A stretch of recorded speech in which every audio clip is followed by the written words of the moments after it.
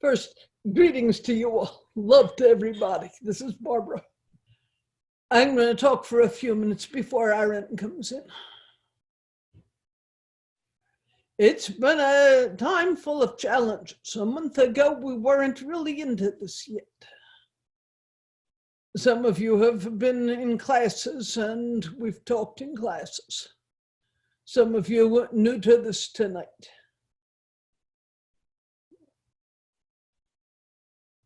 We're all caught in the same place, trying to figure out how to live this new situation in our lives with as much kindness as we can to ourselves and others. I know it's challenging. Everything is changing constantly. If you're like me, you want to hang on to things the way they are, and you want even more to hang on to what's you're used to and what's familiar because of all the change and imbalance going on in the world. I spent a fairly stressful day. For those who do not know, my husband, Hal, came home a week ago from 2 years in the hospital and nursing home after a major stroke. It's a joy to have him home. We were hoping to bring him home in the fall, maybe 6-7 months from now. We've been working toward that. I have yet to get an accessible bathroom in the house, so there's no place to get him in for a shower. There's no bedroom door wide enough to get him in to have a bed for him to sleep. We're just trying our best to put it together. His bed is in the living room. The smallest bedroom is now his gym, and the hall closet, which had coats in it, now is his clothes and supplies. So everything is completely disheveled. The care team that is very loving, that takes care of him. They've been part of his care team, his personal care assistants, for a year or more. He loves them, they love him.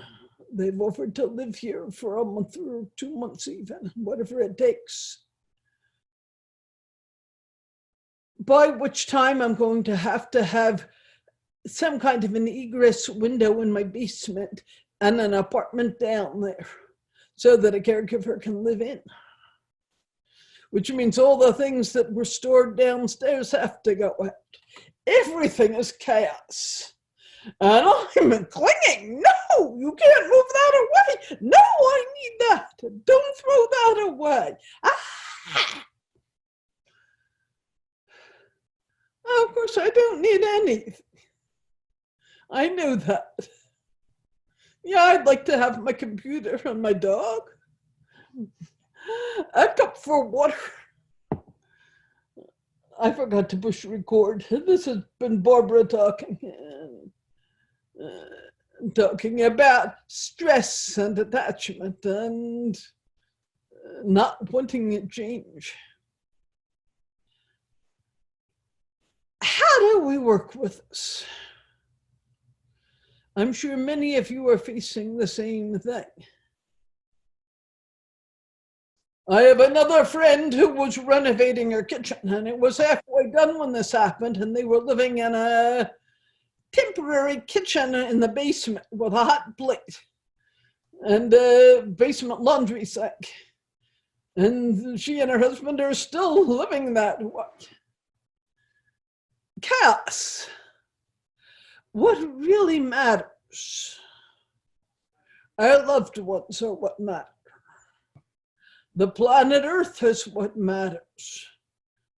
All those homeless people who have nothing and are in very vulnerable situations now, they're what matter.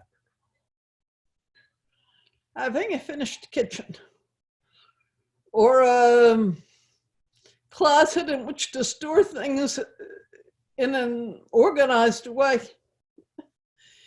But I see the attachment coming up in me. I wanted structure because everything feels so unstructured and shaky. So I've been meditating a lot with this the past couple of weeks, looking at the part of me that is grasping for some stability and really having to just rest on this shaky ground. This is how it is.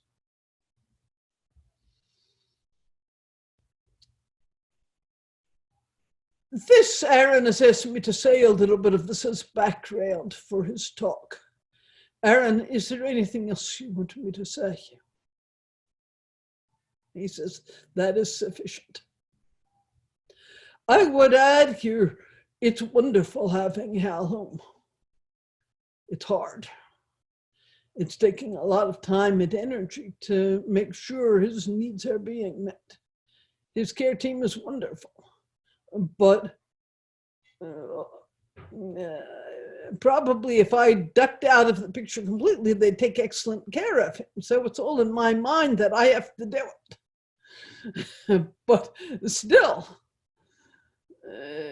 knowing his needs are met is important, obviously. We are so blessed. There's nobody on here tonight who doesn't have a roof over their heads, who doesn't have enough food, who is terribly sick. We're really blessed. And it's always a little distracted for that. Okay, that said, I'm going to leave the body and give Aaron space to talk.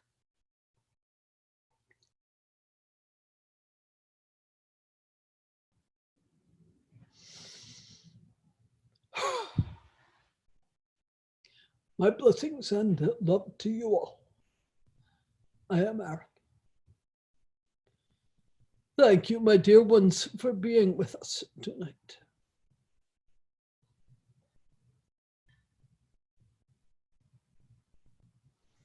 I'm going to tell you a short story. Long ago and far away, in a long distant lifetime for me,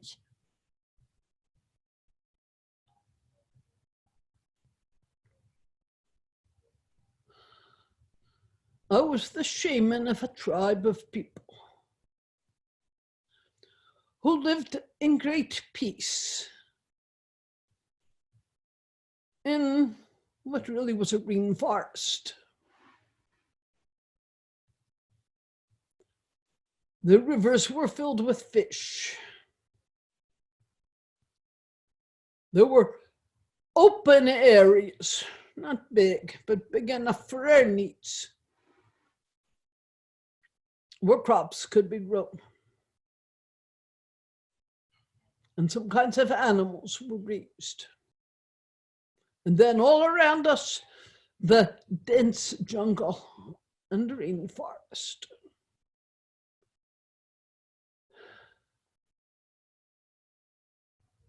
Different kinds of tropical animals, birds.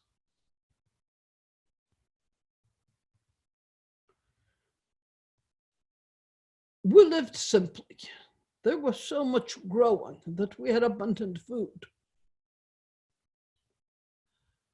We had never known a drought or other period in which food could not grow, as far back as we could go in my people's history. Over a period of a few years, suddenly the weather changed. No one quite knew why. We did not have that kind of understanding about the earth in those days.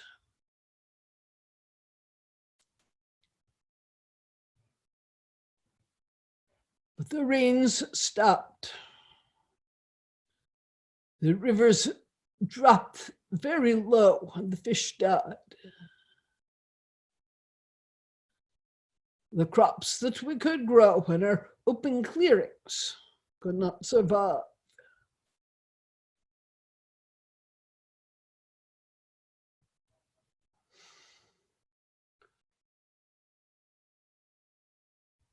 As the shaman of the tribe, I was looked to give guidance. I said, we must leave. Whatever is changing the climate is going to be long-term, not just a year. This much was clear to me.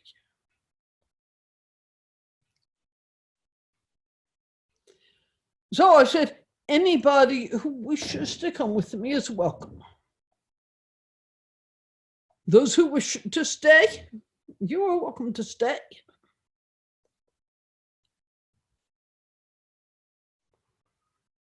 Almost everybody chose to leave.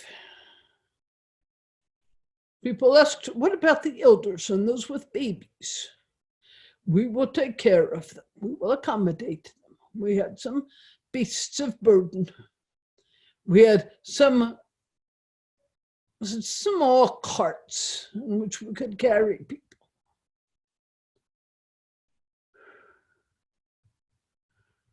I said to everybody, bring only that which is indispensable for your well-being. Put it outside your shelter tomorrow morning, and we will see how best to pack and carry things together as a whole community. The next morning when I came out, there were mounds and mounds and mounds of material goods. I looked at everybody. How could you need all that? People had all the food they had hoarded, all the blankets, all the utensils. Their homes were empty. How could you need all that? We're going to a new place, they said. We will need what we've had. You will build it again. Surely there will be material to weave, material to create dwellings and clothing.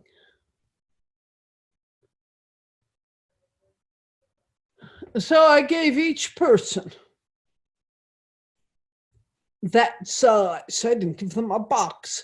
I gave them the dimensions. What can fit in that size space? This is what you may take.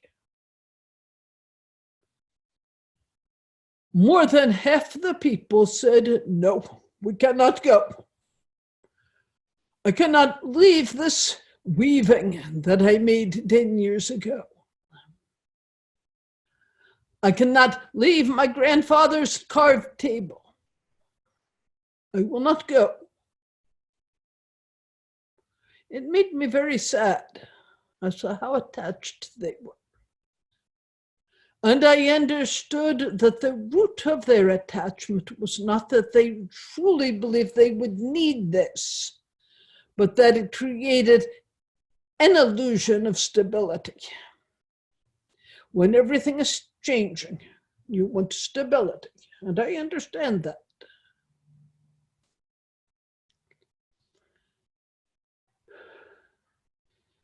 This grasping creates much suffering, though.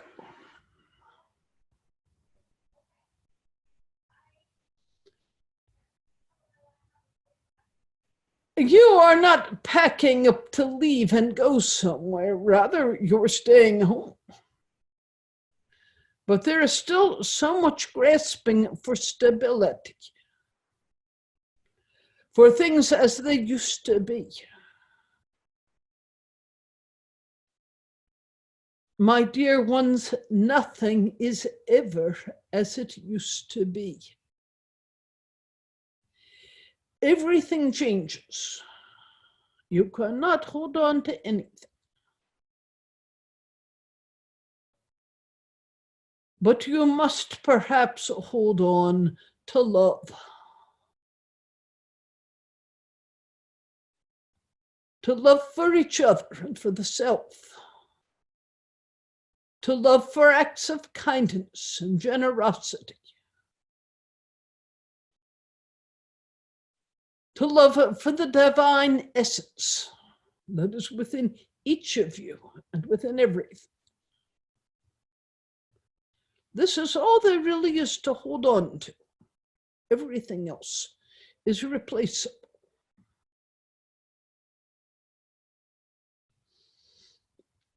Many of you are suffering right now because of the instability of jobs and income, the instability of your health. What if you get sick? The instability of wherever your money is held, if it be in stocks or other such things. For those of you who own some kind of small business, the instability there, how will you survive?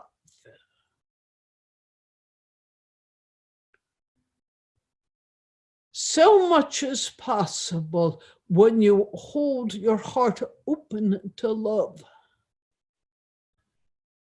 We as a world are being given the opportunity to say no to possession by fear, to keeping the chakras open and the heart open.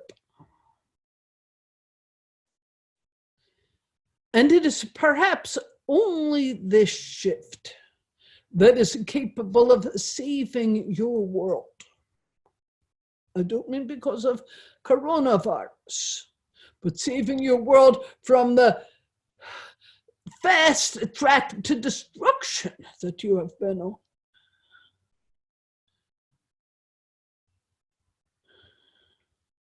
It's interesting that you now are facing social isolation.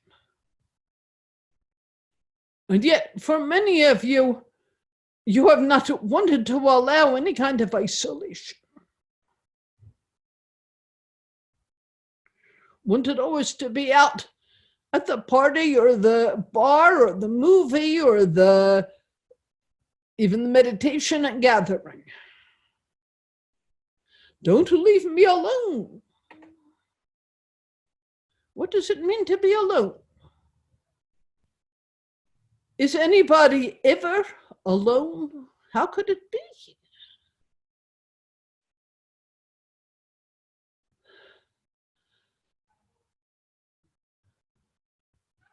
Quoting a poem from Kabir, the guest is inside you and also inside me. You know, the sprout is hidden inside the seed. We're all struggling.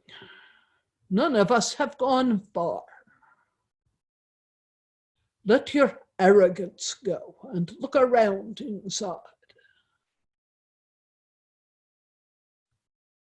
The blue sky opens out further and further. The daily sense of failure goes away. The damage I have done to myself fades when I sit firmly in that world.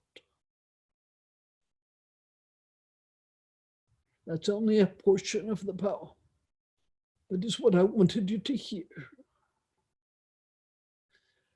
The damage I have done to myself fades when I sit firmly in that world.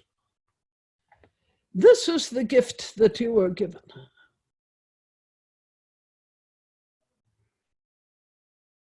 Be cautious. The virus did not come as a teacher. For something to come as a teacher means it has a conscious intention to teach. The virus came because the conditions were present for it to arise. It is a mundane object, subject to the conditionality of all conditioned things. of all mundane things. But like every mundane thing that arises, you can learn from it. And the real question is, what are we offered to learn? I said just a few minutes ago that perhaps the gift here is the opportunity to remember, not to learn so much as remember what is needed for survival. You don't need to hold on to everything. Where is the loving heart in this moment? Where is trust in this moment? Not blind faith, but that which knows that when it lives and acts with love, all things are possible.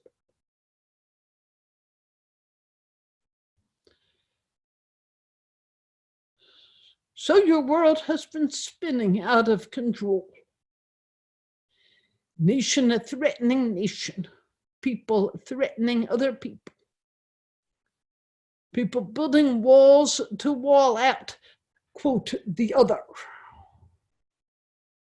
Whether it's the walls of your heart, walling out your immediate neighbor, or your national boundaries, building walls, keeping others out.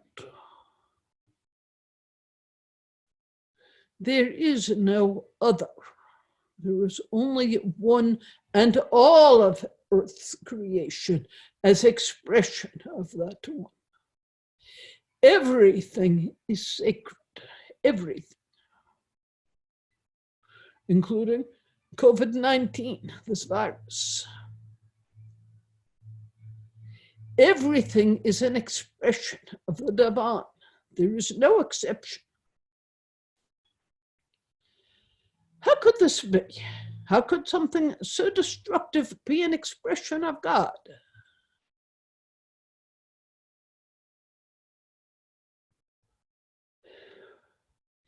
Everything expresses out of conditions. The virus is a very simple life form, not even really alive, we're told. It is a very thin membrane, and it attaches, literally sucking out life.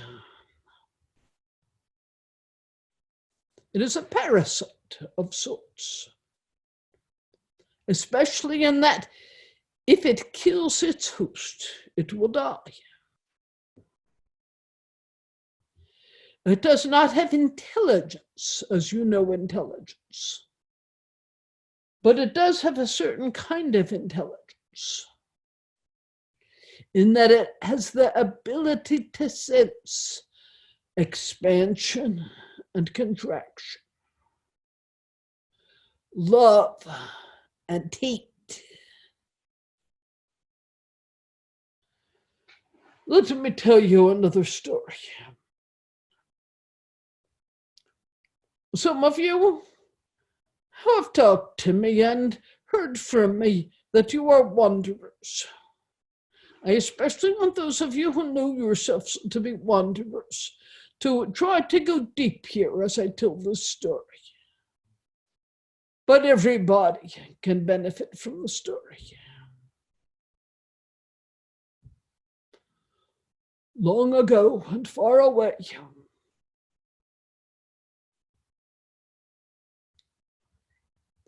there was a life form very similar to a virus.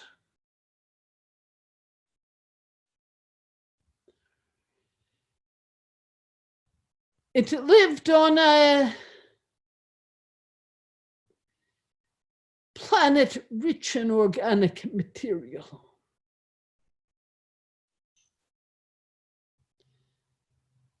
It sucked the life out of that planet.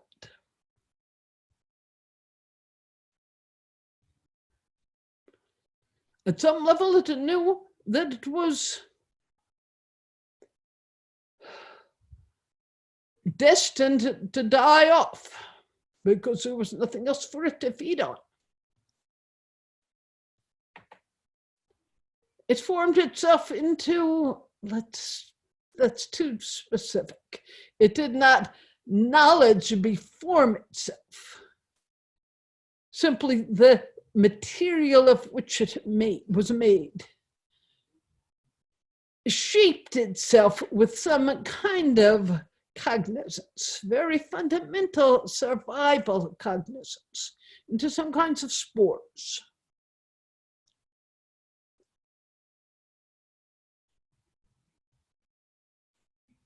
There were times when this planet passed in astronomical terms relatively close to other planets,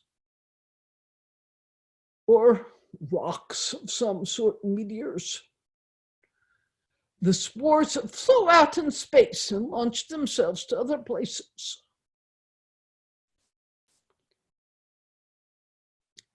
It still had no intelligence as we know it.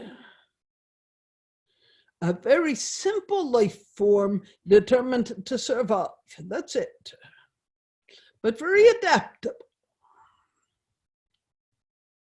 And so for millennia, literally, it moved from one place in the galaxy to another.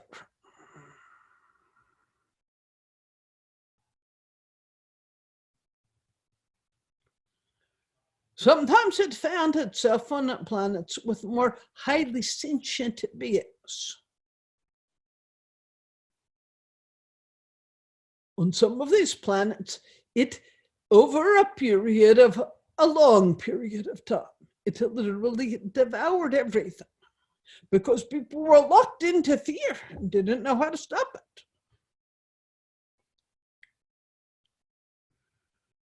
On other planes of being, people had the wisdom to recognize the one thing that could stop this viral life form: love. It was less important to love the virus than simply to hold the heart and the energy field open to love. This was not studied with scientific instruments. It was simply perceived what worked. On planes where there was a very high level of consciousness, a deeply loving energy that took everything as part of the self, and did not create a self for other.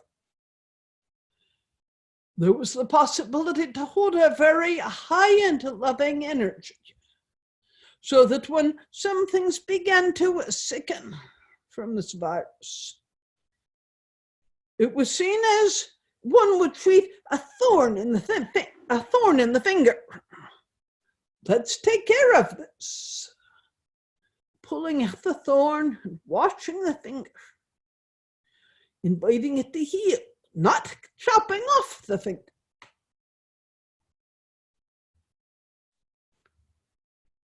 These were very mature beings who knew there is no self for other. And certainly a virus that feeds on sentient life is not separate from that life.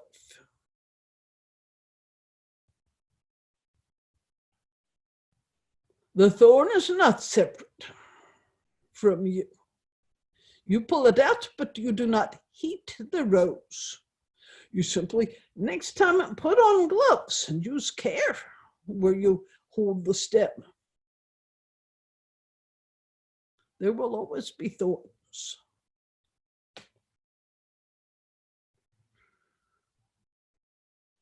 Do you remember, some of you? Do you remember We need people who remember.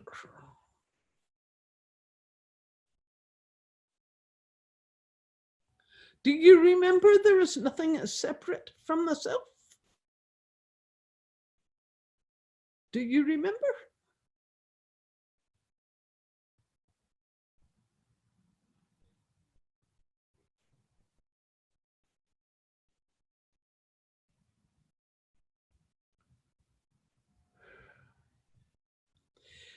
This is the power you have. Each of you who remembers, helping others to remember. Do not hate the virus, but compassionately say no to it. The higher each being's vibration, anchored in love, the less power this virus has. But also, this is not just to save lives and the economy and so forth and bring your world back to as it used to be. Do you want it back as it used to be? Is that really what you want?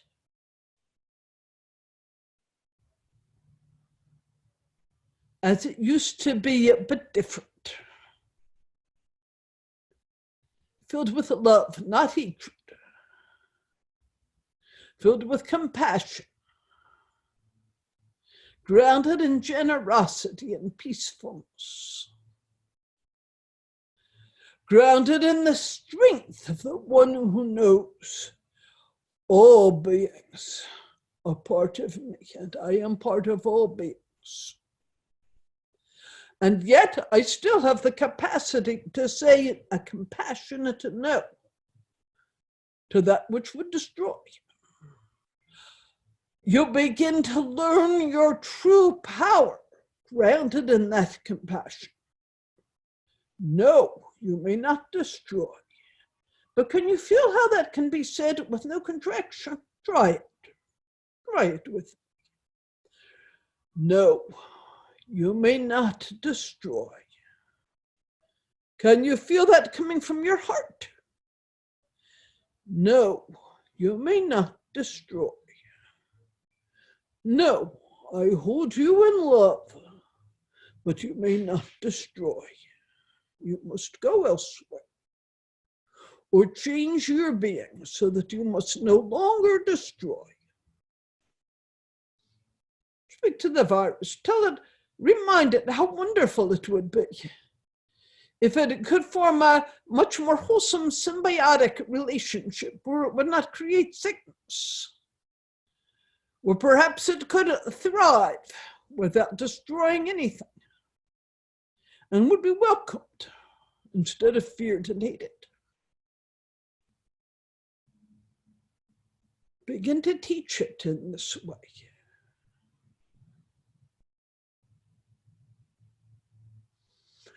This is your power. You can do this.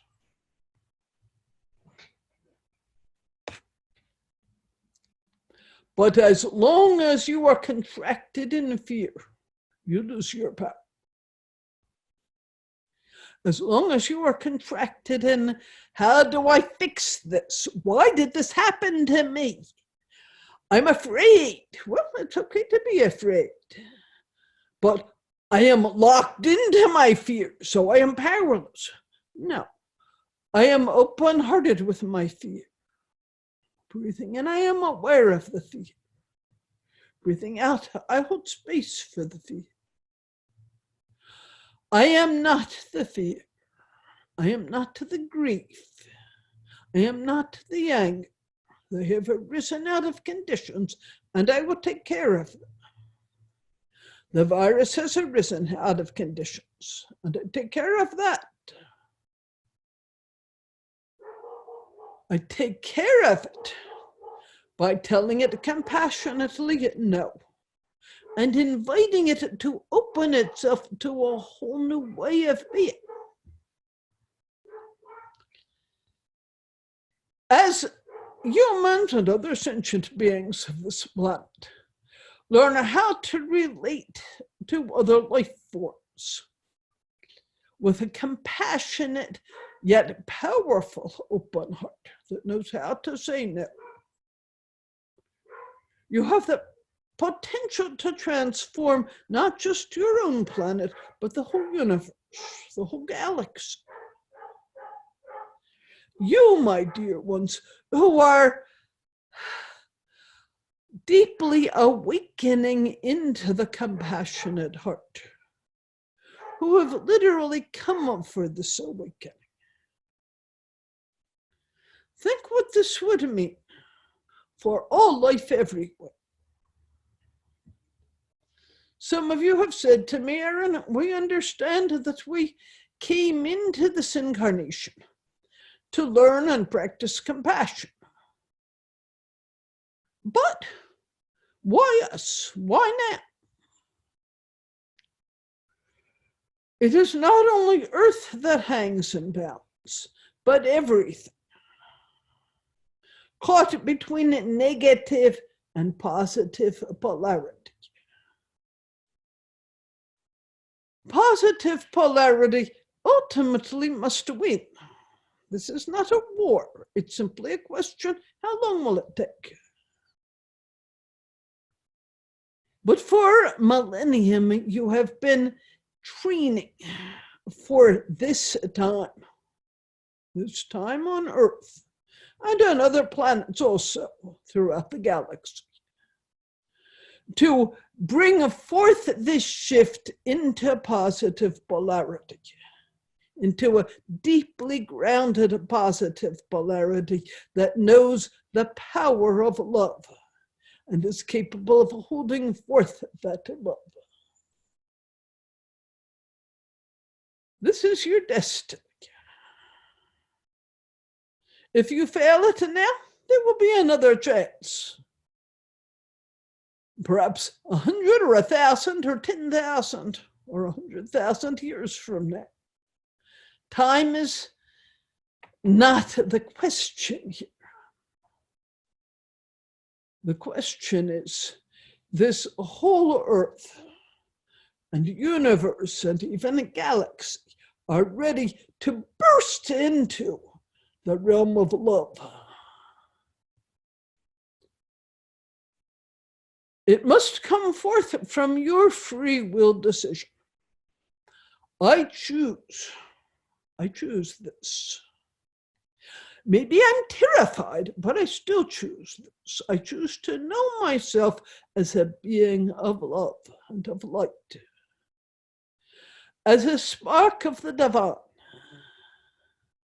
expressing forth to bring this loving consciousness forth everywhere and toward everything, including a virus.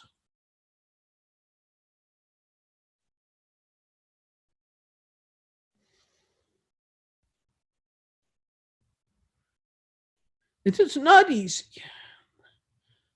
I ask you to think of this challenging time not as a, how can I best say it? Not as something forced upon you, as terrible burden, but as the gift of your growing, awakening consciousness. It offers the suggestion, yes, we are ready. We as humankind are ready to take on this challenge. Once you were able to help the virus learn this, do you think you would be worried about it teaching people from another country?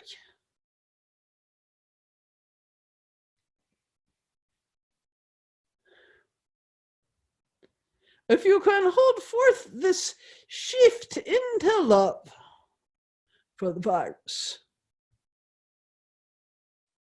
then what about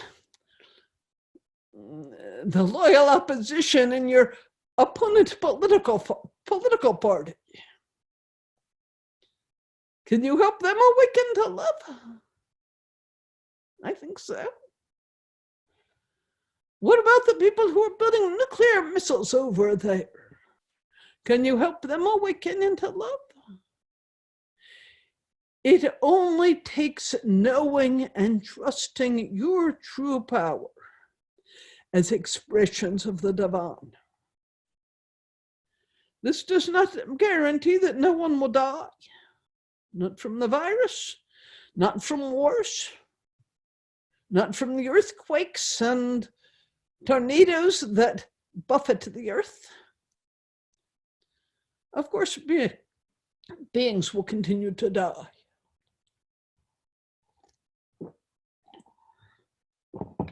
And new beings will take life. If you wanted never to die, you would have stayed on a spirit plane where you knew yourselves as eternal.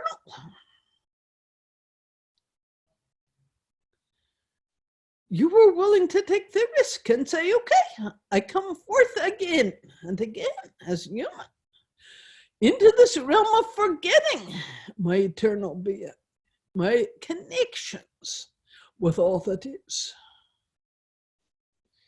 in order to overcome the whole belief in separation, in hatred and the power of hatred.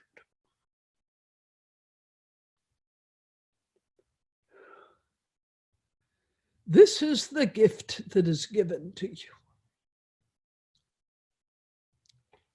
It is not an easy one. You are here, you who are here on the screen, you all have a great benefit of spiritual practice. Many of you, deep meditation practice. May I remind you, that which is aware of fear is not afraid. This is how you start. Resting in the awareness. Fear has arisen in me as a conditioned object. And yes, I hold it gently in my hands. Hello, fear. But I connect in awareness to the essence, which is not afraid. I will take care of my fear with kindness, but not get locked into its stories. Because I am love. And I am part of the power of that eternal love, which one day will be known throughout everything and everywhere.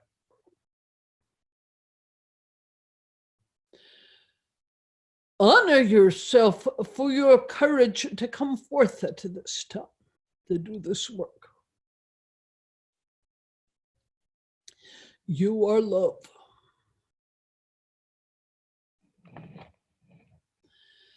Having said that, this seems like a good time to invite love to incorporate. My blessings and love to all of you. I love you very much. Love will take the body.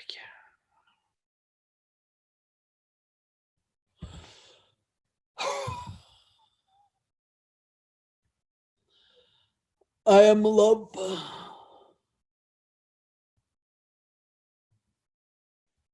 You are love. So say it with me. I am love. I am love. I am love. I am love. I am love. I am love. I am. And I am not separate from any. I am not I am separate. not separate from anything. I am not separate from anything. From the full awakened consciousness, the small, saying it with me.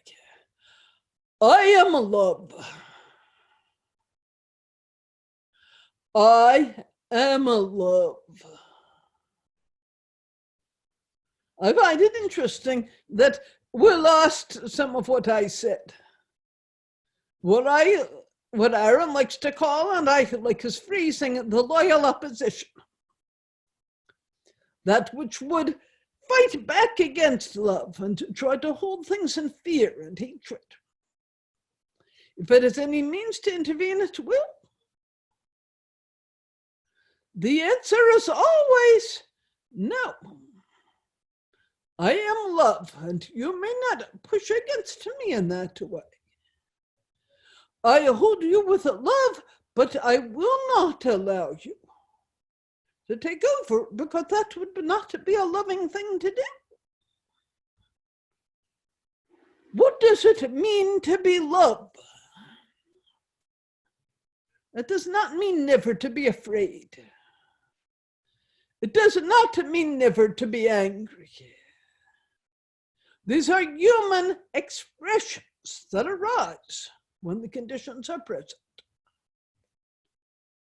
To be love means that you have the capacity to watch fear-based emotion arise and say no, the same way you will say no to the virus.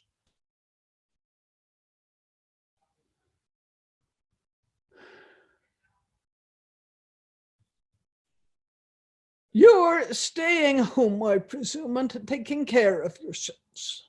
And this is important because you have not yet fully mastered how to express yourself as a love. If fear comes up, it can grab you. So you're not yet ready to walk amongst the virus saying, kisses for you, virus, kisses for you. But no, you may not harm us. This will take some time. But for all of you who would help to support not only safety for all beings on earth, but the conversion of the virus itself from a life form that has fed as a parasite for millennia, destroying its host, to convert that virus to something that will do no harm because it understands itself to be part of everything and that it cannot destroy its host. This is your task. Are you ready for it? I would hope so.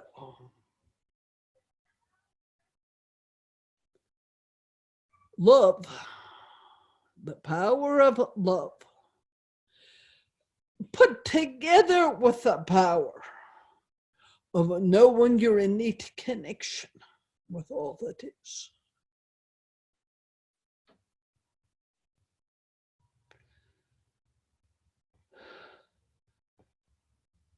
I speak to you here as love.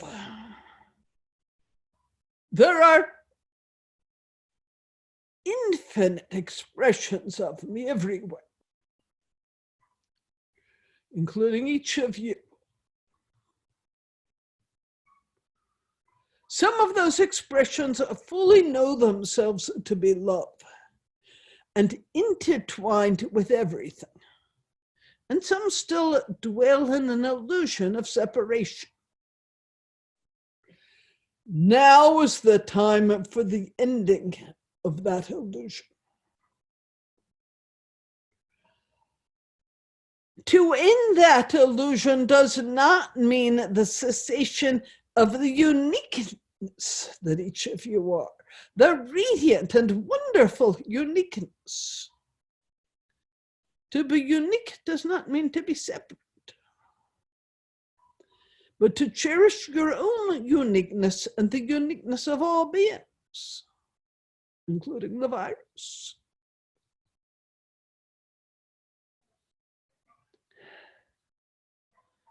You have on earth teaching, teach too. If each of you will talk to just two people, suggesting to them we do not have to hate the virus to change the virus. This can happen within a relatively short time, and by that I don't mean 1,000 years, I mean 6 months or a year, because so many of you are ready to do this. You are literally on the front lines. I think of the wonderful images I have seen of beings like Gandhi, Martin Luther King, and others, the forerunners of where you are today, being willing to walk out to an army saying no, but with the power of love, satyagraha, soul force, the power of love, of the loving soul that does not see anything as other than, and does know how to say no to that which has intention to harm because it is still deeply caught in fear. You are a miraculous force gathered on earth today, truly willing and ready to change things. As you change these things, you will also change the Earth's environment. You will change the melting ice caps. You will change the Aaron, what is the word? The rainforests that are experiencing destruction, the air and the sea. You have this power because you are love. I hold you deeply in my hearts. Love is with you always. You are love.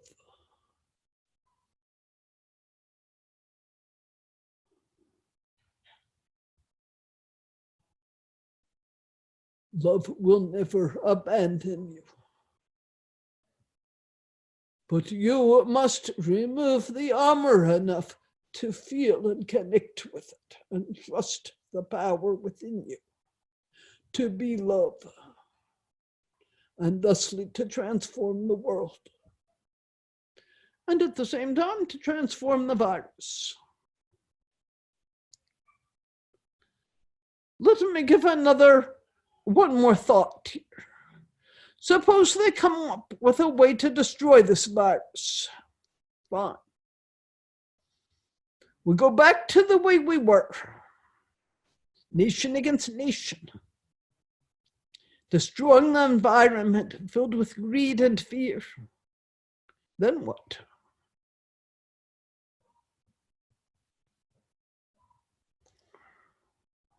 Suppose you learn the power that you have to rest in being love and expressing love and holding everything as love, so that wars become impossible, so that destruction of the environment and any sentient being becomes impossible. Will this not gain you a much happier planet upon which to reside? It is in your hands because you are loved.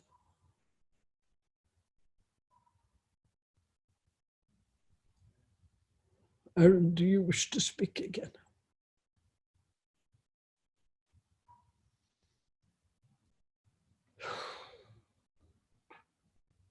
I am Aaron. I'll say just a few minutes more.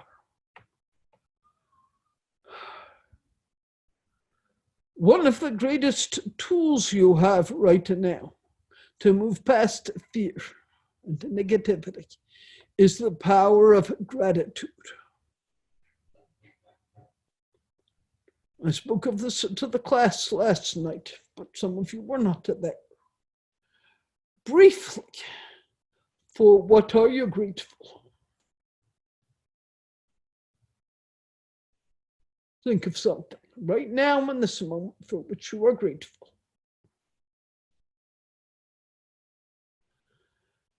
And say thank you. Put your hands together literally and feel the energy there. and that it's almost impossible to keep your heart closed and contracted, judging something as other than, and armoring yourself when you bring your hands together and say, thank you. I offer you this tool then. When you see a bird flying through the sky, or a bud sprouting in your garden, or a call from your friend on the phone, thank you. Thank you. When a loving memory arises, thank you.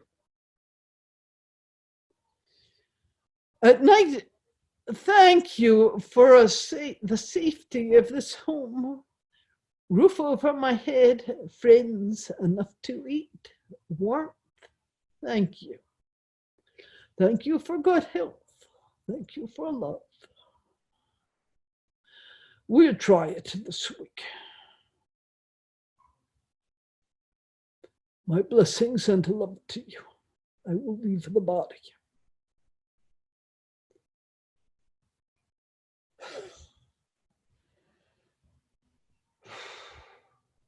This is Barbara. Aaron, do you want to take questions? He says he will take questions. He's not sure he will incorporate again. He says, thank you. He is feeling, and I am feeling support through the energy you're sending in, but it's still challenging for me to hold that high vibration alone in the room. Can we think of the virus as a form of Raja?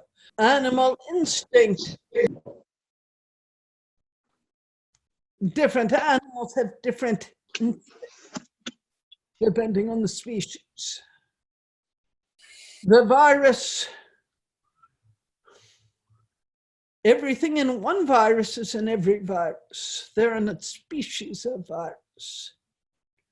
It's not really an instinct, but I'm not getting it, Aaron.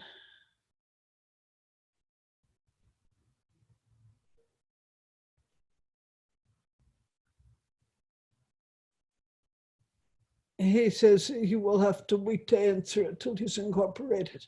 It's too complex.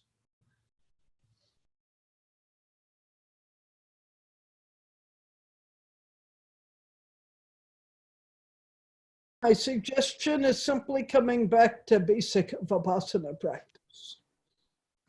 Right now, what is the experience of this moment? Fear is too big a word, but contraction, what's predominant in the fear? Where is the contraction held? Maybe in the throat or in the belly? Contracting, contracting. Ah, right here is the experience of fear. Just breathing with it and watching. It's impermanent. It arose out of conditions, it will pass. So one can just sit for half an hour watching that contraction and then seeing the space between the contraction, that it's not constant. When we sit with meditation, we begin to see how it's arising and passing away, and we begin to rest in the place where it's not predominant. So there's contraction and spaciousness. That old, do you see the fingers? Everybody sees the fingers. Do you see the space between the fingers? If they're moving, it's somewhat hard to see the space. You have to really focus to see the space, but the space is there. And undeniably, the fingers are there. Fear is there, and that which is not afraid is there.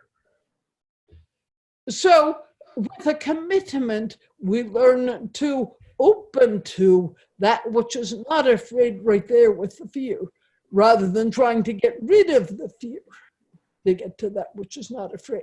Trying to get rid of the fear just gives more attention to the fear. Resting in that which is not afraid, beginning to find a stability to it. So I love our Vipassana practice for the tool it gives us to do that.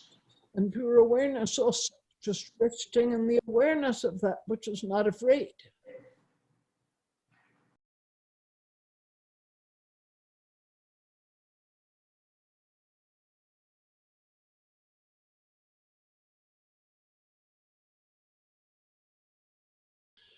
The anger is an object, that which is not angry, right there with the anger.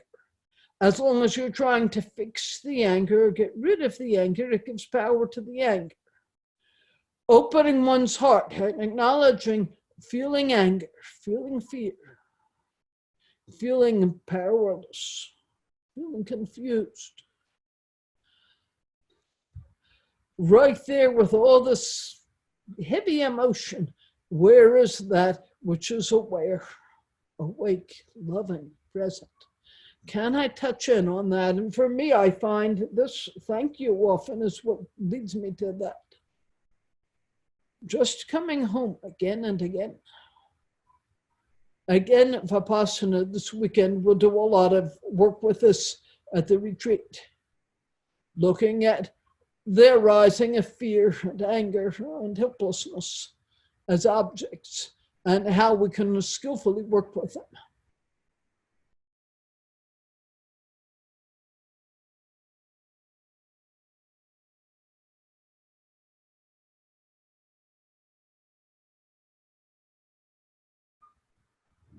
I am Aaron, and I am not incorporating here, just speaking through a Barbara conscious channel.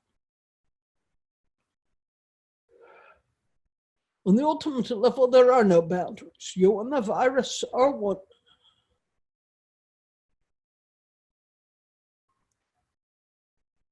If you exclude the virus from that field of love and say, I am love setting this boundary, it creates separation. When you reach out to the virus and say, I am love, you are love. I remind you, you are love. And to then speak to the virus, helping it to understand. When you destroy yourself. Out of love for you and me together, I ask you to step back. Not, you must go so I can protect myself, but out of love for both of us, I ask you to step back. So we're not both destroyed. I wish you no harm. You can learn how to sustain yourself without destroying your host, without really even sickening your host. Help the virus to learn this. I pause.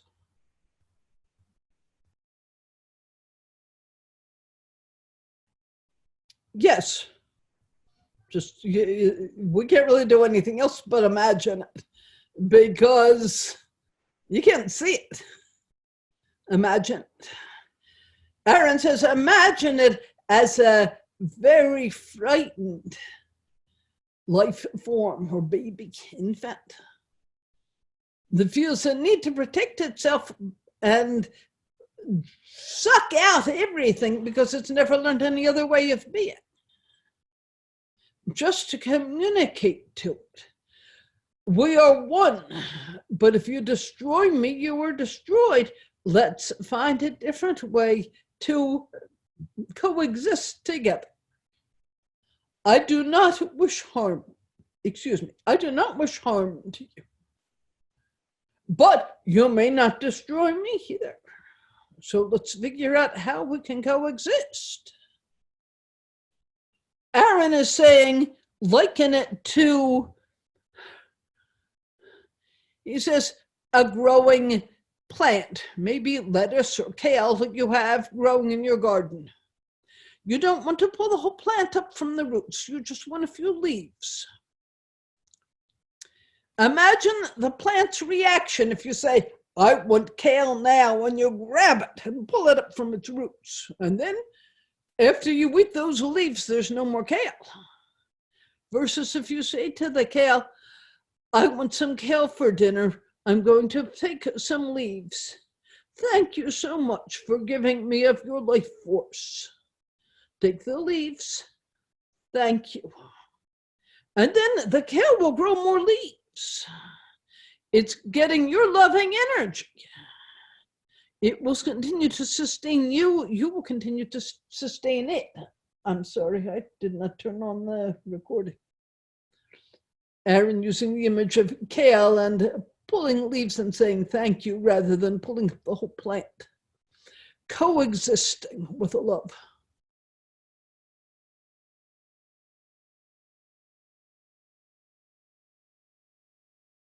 No, not at all. This is something very vital we can learn from it. Just as it will destroy us out of its fear, we're destroying the earth out of our fear and greed.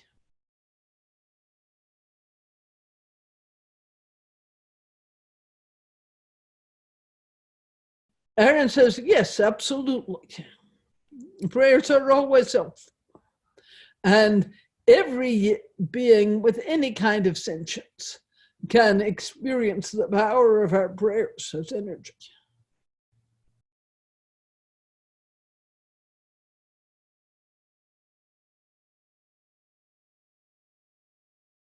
I am Aaron.